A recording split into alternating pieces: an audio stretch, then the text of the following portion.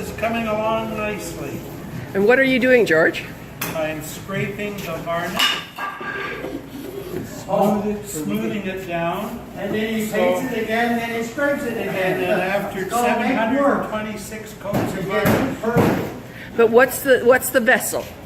this is a 1929 disappearing propeller boat. It's the Lindsay model. Lindsay maker. No. Sorry? Lindsay. Oh, Lindsay. Okay. And you're restoring it. Yes. I guess that's what we're doing. A tree fell on it and decided it would take out most of one side. So it's all new ribs, a number of new planks, a brand new deck, new floorboard. It was basically a derelict. It was shot. And it's appropriately called George.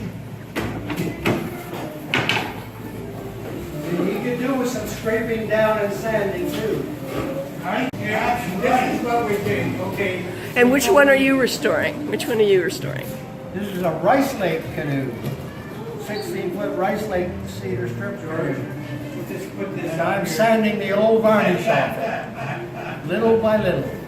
And are you putting new varnish on in the end? We will be putting new varnish on and turning it back to its, we're restoring it, I yes. still can't believe how good it is. Norm here is putting on the combing at the end of the bow, the stern deck, I guess. It's all handwork. A little slower than the guys used to do it. The amazing thing when you compare it though is we have all these modern tools for that case compared to what they have, you know, with sanders and saws and we still have to do it by hand. We still gotta do it by hand. By hand. It's the same as it was 100 years ago, you know. Well, thank you, gentlemen, for letting me come by. You are welcome anytime. Now the most interesting boat here is this one. Okay, tell me about it. Well, you better ask him because we don't even know what it is.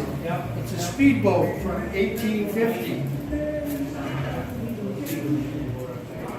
He's rebuilding the whole transit. This is actually Hank's boat.